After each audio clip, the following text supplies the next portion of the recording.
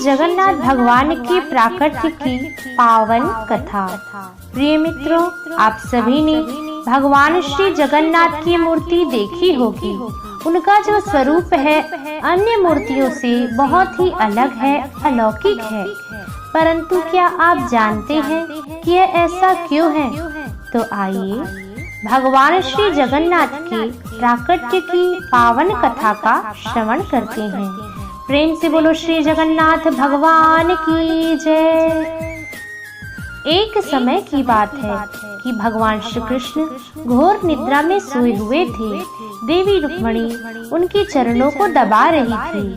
उसी समय भगवान श्री कृष्ण के मुख से श्री राधा जी का नाम निकला तो देवी रुक्मिणी को बड़ा ही आश्चर्य हुआ कि जो स्वयं सर्व जगत के पालनहार हैं, वे भगवान स्वप्न अवस्था में श्री राधा जी का नाम ले रहे हैं। आखिर यह राधा है कौन? उन्हें जानने की बहुत ही उत्सुकता हुई। उन्होंने सभी रानियों को बताया। तब सभी रानियां माताओं के पास गई, जहां पर माता रोहिणी, माता देवकी और माता यशोदा विराजमान थी। सभी रानियां माताओं से आग्रह करने लगी कि हे माताओं, हमें भगवान के जन्म की, उनके अद्भुत लीलाओं की और श्री राधा जी की कथा का श्रवण कराइए। भगवान के अलग अलग जितने भी अद्भुत लीलाएं हैं उनका हमें श्रवण कराइए, कृपा कर हमें बताइए। तब माता मान गई। उन्होंने कहा कि हे रानियों, हम तुम्हें कथा तो अवश्य सुनाएंगे, परंतु तुम में से किसी एक को द्वार पर पहरा देना होगा, क्योंकि श्री कृष्ण और बलराम आ गए और उन्होंने कथा सुन ली तो वह ब्रजधाम को चले जाएंगे और तुम भी उन्हें नहीं रोक पाओगी। तब सभी रानियों ने सुभद्रा जी के पास जाकर कहा कि हे सुभद्रे, तुम द्वार पर पहरा दो और जब तक भगवान की कथा होती है तब तक तुम श्री कृष्ण और बलराम को अंदर आने मत देना। तब सुभद्रा जी मान गई और द्वार पर पहरा देने लगी। इधर माताओं ने भगवान श्री कृष्ण की कथा का आरंभ किया कि कैसे भगवान ने जन्म लिया, कैसे माखन चोरी की, कैसे गैया चराने गए, कैसे रास किया। इस प्रकार से भगवान की अद्भुत लीलाओं का श्रवण करने लगी। इधर सुभद्रा जी को अपने बाल स्वरूप का अनुभव होने लगा।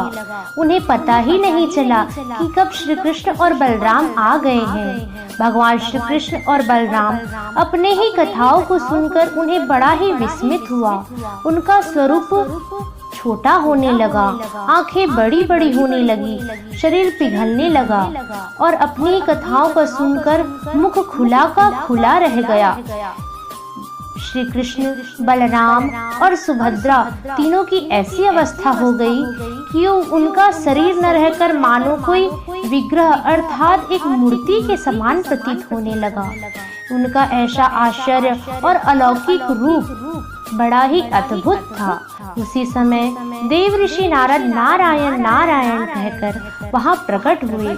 उन्होंने भगवान का यह अद्भुत रूप देखा जो उन्होंने न पहले कभी सुना था न देखा था। वे भगवान श्री कृष्ण के ऐसे मुख को, ऐसे स्वरूप को देखकर देखते ही रह गए। उन्हें पता ही नहीं चला कि कितने समय से वह भगवान के मुख को देख रहे हैं। तभी वह भगवान की वंदना कर बोले कि हे सर्व जगत के पालनहार, हे प्रभु, यह आपका कौन सा रूप है और इस रूप में आप कब प्रकट होंगे? आपका यह अलौकिक और परम प्रकाशमय स्वरूप न देखा है न ही सुना है। यह रूप मन को मोह लेने वाला है। हे प्रभु, कृपया कर बताइए कि यह आपका कौन सा स्वरूप है? इस रूप में आप कब प्रकट होंगे? हमें बताइए प्रभु, यह रूप में आपका कब अवतार होगा? देव ऋषि नारद की बातों को सुनकर भगवान मुस्कुराने लगे और बोले, हे नारद, तुम जन कल्याण की भावना से यह बातें पूछ रहे हो। हे नारद, यह मेरा जो स्वरूप है यह जगन्नाथ भगवान के नाम से प्रसिद्ध होगा। यह संपूर्ण पापों को नष्ट करने वाला स्वरूप है। इसके दर्शन मात्र से ही समस्त पाप नष्ट हो जाते हैं। हे नारद, मेरा यह स्वरूप जो तुम देख रहे हो यह सुभद्रा और बलदाऊ सहित कलयुग में प्रकट होगा। हे नारद, इसके दर्शन मात्र से ही समस्त पाप नष्ट हो जाएंगे। इस प्रकार आप मित्रों श्री जगन्नाथ भगवान के प्राकट्य की पावन कथा का श्रवण किया। कलयुग में श्री जगन्नाथ भगवान के प्राकट्य एवं मंदिर निर्माण की पावन कथा। प्रिय मित्रों, हमने वीडियो के प्रथम भाग में श्री जगन्नाथ भगवान के प्राकट्य की पावन कथा का श्रवण किया था। अब हम भगवान श्री जगन्नाथ के कलयुग में प्राकट्य एवं मंदिर निर्माण की पावन कथा का श्रवण करेंगे। प्रेम से बोलिए श्री जगन्नाथ भगवान की जय।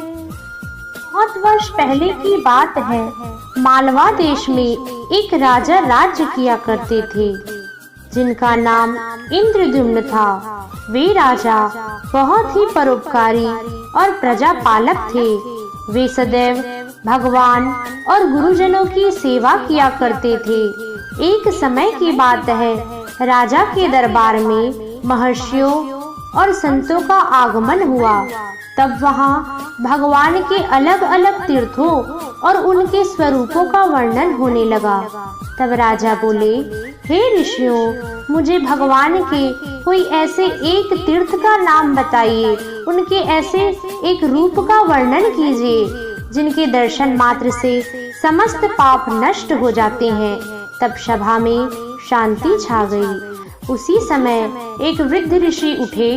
वे बोले, हे राजन, ऐसा तो केवल नीलांचल क्षेत्र में भगवान श्री नीलमाधव भगवान का स्वरूप है। उनके दर्शन मात्र से समस्त पाप नष्ट हो जाते हैं।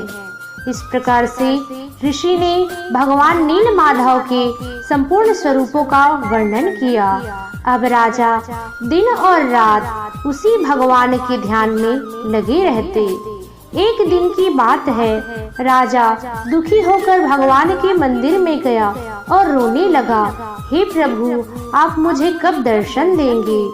तब भगवान ने स्वप्न देकर कहा, हे राजा, तुम्हारा जन्म विशेष कार्य के लिए हुआ है। तुम नीलांचल क्षेत्र में समुद्र के पूर्वी तट पर एक भव्य और विशाल मंदिर का निर्माण करवाओ। मैं स्वयं वहां प्रकट होऊंगा। कार्य में देवता तुम्हारी सहायता करेंगे। तब राजा ने भगवान की आज्ञा शिरोधार्य कर नीलांचल क्षेत्र में समुद्र के पूर्वी तट पर एक भव्य और विशाल मंदिर का निर्माण करवाया। अब राजा चिंतित रहने लगा, सोचने लगा कि भगवान यहाँ कब विराजमान होंगे। सभी लोग उस पर हंसेंगे कि इतने भव्य मंदिर में भगवान की कोई मूर्ति नहीं है। तब राजा दुखी होकर भगवान से प्रार्थना करने लगा। तब भगवान ने उसे स्वप्न देकर कहा कि हे राजन, तुम नीलमाधव भगवान की मूर्ति की खोज करवाओ। मैं जल्द ही यहाँ प्रकट होऊंगा। तब राजा ने अपने राज्य के ब्राह्मणों को नीलमाधव भगवान की मूर्ति खोजने के लिए भेजा। उनमें से एक ब्राह्मण का नाम था विद्यापति। विद्यापति बहुत ही बुद्धिमान और विद्वान ब्राह्मण था। राजा की आज्ञा मानकर विद्यापति भगवान की मूर्ति खोजने के लिए चल पड़ा। एक दिन की बात है कि विद्यापति चलते चलते घने वन में पहुंच गया। उसे वहां कोई भी मार्ग नहीं दिखाई दिया। तब उसने भगवान से प्रार्थना की कि हे प्रभु, आप ही मुझे मार्ग दिखलाइए। तब भगवान ने उसे मार्ग दिखाया। वह चलते हुए एक विशाल पर्वत पर पहुंचा, जहां बड़ा ही सुंदर और भव्य मैदान था। उस मैदान की अनुपम शोभा थी। वहां अनेकों पुष्प, अनेकों फल लगे हुए थे, जो फल न पहले देखे गए थे और ना ही सुने गए थे। इतने सुगंधित वातावरण को देखकर विद्यापति की सारी थकान दूर हो गई। उस मैदान में कबीले रहा करते थे। उनके मुखिया का नाम था विश्ववसु। विश्ववसु बहुत ही धर्मात्मा और भगवान के परम भक्त थे। वे विद्यापति को देखकर बोले कि हे ब्राह्मण, आप कौन हैं और किस कार्य से यहाँ पर आए हैं। विद्यापति ने अपना परिचय तो दिया, परंतु आने का मूल कारण नहीं बताया। तब विश्ववसु ने ब्राह्मण देवता की खूब आवभगत की और उसे कुछ दिन रहने के लिए कहा। तब विद्यापति वहां रुक गए। विश्ववसु की एक पुत्री थी जिसका नाम ललिता था। ललिता और विद्यापति एक दूसरे से प्रेम करने लगे और उनका विवाह हो गया। कुछ दिन पश्चात विद्यापति ने ध्यान दिया कि उनके ससुर विश्ववसु रात्रि के अंतिम पहर में कहीं जाते हैं और प्रातःकाल सूर्योदय होने से पहले लौट आते हैं। इस रहस्य को जानने के लिए उसे बड़ी उत्सुकता हुई। वह जाकर अपनी पत्नी से पूछने लगा कि उनके ससुर सुबह सुबह कहाँ जाते हैं। तब ललिता कहने लगी, हे स्वामी, यहाँ एक गुफा में हमारे इष्ट देव विराजमान हैं। हमारे पूर्वज सदियों से उनकी पूजा अर्चना करते आ रहे हैं। यहाँ तक कि देवता भी उनकी पूजा के लिए धरती पर आते हैं। मेरे पिता प्रतिदिन उनकी पूजा अर्चना के लिए जाते हैं। तब विद्यापति सोचने लगा, हो न हो यह वही मूर्ति है जिसके लिए राजा ने मुझे यहाँ पर भेजा है। वह बड़ा ही उत्सुक हुआ और उस मूर्ति को देखने की जिद करने लगा। तब ललिता अपने पिता के पास गई और कहने लगी कि उस मूर्ति को विद्यापति को जरूर दिखाए। तब विश्ववसु कहने लगा, क्या तुम भविष्यवाणी नहीं जानती हो कि हमारे पूर्वजों ने कहा था कि एक राजा का सेवक आएगा और इस मूर्ति को चुराकर ले जाएगा। तब ललिता जिद करने लगी। तब विश्ववसु कहने लगा, मैं मूर्ति दिखाऊंगा, परंतु मेरी एक शर्त है। विद्यापति की आंखों पर पट्टी बांधकर ही मैं उसे भगवान के दर्शन कराने के लिए ले जाऊंगा। तब ललिता ने आकर विद्यापति को बताया। विद्यापति बहुत ही बुद्धिमान था। उसने सरसों के दानों की एक पोटली ली और जब उसकी आंखों में पट्टी बांधकर ले जाया जा रहा था, उसने मार्ग में सरसों के दाने डालने शुरू कर दिए और एक गुफा के बाहर उसकी आंखों की पट्टी खोल दी गई। वह गुफा नीले प्रकाश से चमक रही थी। जब वह अंदर गया तो वह भगवान की मूर्ति देखकर मंत्र मुग्ध हो गया। उसने न कभी ऐसी मूर्ति देखी थी, न ही सुनी थी। भगवान की इस अलौकिक मूर्ति को देखकर उसे बड़ी ही प्रसन्नता हुई। उसने भगवान की पूजा अर्चना की। अब विद्यापति ने मूर्ति ले जाने की योजना सोचने लगा। कुछ दिन पश्चात विद्यापति अपने ससुर और अपनी पत्नी ललिता से कहने लगा कि अब मैं घर को जाऊंगा। मेरे माता पिता मेरी चिंता कर रहे होंगे। तब विश्ववसु ने उसे आज्ञा दे दी। विद्यापति मूर्ति लेने के लिए निकल पड़ा। जो सरसों के दाने उसने डाले थे, वे दाने अब पौधे बन गए थे, इसलिए वह आसानी से गुफा तक पहुंच गया। उसने भगवान की पूजा अर्चना की, क्षमा भी मांगा और मूर्ति लेकर राजा के पास पहुँचे। राजा बड़ा ही प्रसन्न हुआ। उसने भगवान से प्रार्थना की। इधर विश्ववसु को जब पता चला कि मूर्ति उस गुफा में नहीं है, वह बड़ा ही दुखी हुआ। उसने अन्न जल त्याग दिया। तब श्री जगन्नाथ भगवान ने राजा को स्वप्न देकर कहा कि हे राजा, तुमने मेरी मूर्ति मेरे भक्त के पास से चुराई है, अतः तुम शीघ्र ही ऐसा करो कि उसी के समान एक मूर्ति का निर्माण कराकर उस मूर्ति को वापस उसी गुफा में रख देना। हे राजन, मैंने केवल तुम्हें मूर्ति की खोज करने के लिए कहा था, उसे चुरा कर लाने के लिए नहीं कहा था। अब मेरी बात ध्यान से सुनो। जिस मूर्ति का निर्माण तुम कराओगे वह किसी सामान्य लकड़ी या पत्थर से नहीं होगा, बल्कि वह एक विशेष प्रकार की लकड़ी जो तुम्हें समुद्र में तैरती हुई दिखाई देगी। तुम उसे ले आना और उससे ही मेरी मूर्ति का निर्माण कराना। तब राजा प्रातःकाल उठा और समुद्र में तैरती हुई लकड़ी उसे दिखाई दी। वह उसे लेने के लिए सैकड़ों सैनिकों के साथ चल पड़ा। राजा ने रस्सी डलवाकर नाव में खींचकर लकड़ी उठाने की कोशिश की, परंतु वह लकड़ी हिली भी नहीं। तब राजा और सैनिकों को बुलाकर लकड़ी खींचने की कोशिश करने लगा, परंतु वह लकड़ी हिलती ही नहीं थी। तब राजा सोचने लगा कि मैंने भगवान के भक्त का अपमान किया है। नीलमाधव भगवान की मूर्ति की पूजा जो भक्त सदियों से करते आ रहे हैं, मैंने उनका दिल दुखाया है। अगर वे ही लकड़ी को हाथ लगाएंगे तभी यह लकड़ी हिल पाएगी। ऐसा सोचकर राजा इंद्रद्युम्न विद्यापति को साथ लेकर कबीलों के मुखिया विश्ववसु के पास गए और उनसे मूर्ति चुराने के लिए क्षमा मांगी। वह कहने लगा कि जन कल्याण की भावना से मंदिर में वह भगवान की मूर्ति रखना चाहते थे, इसलिए उसे क्षमा करें, हमें माफ कर दीजिए। इस प्रकार से वह विश्ववसु से क्षमा मांगने लगा। तब विश्ववसु ने उसे क्षमा कर दिया। तब राजा ने उसे समुद्र तट पर चलने की बात कही। विश्ववसु को साथ लेकर राजा इंद्रद्युम्न जो है पहुँचे। जैसे ही विश्ववसु ने उस लकड़ी को हाथ लगाया, वह लकड़ी स्वयं ही तैरती हुई समुद्र के किनारे आ पहुँची।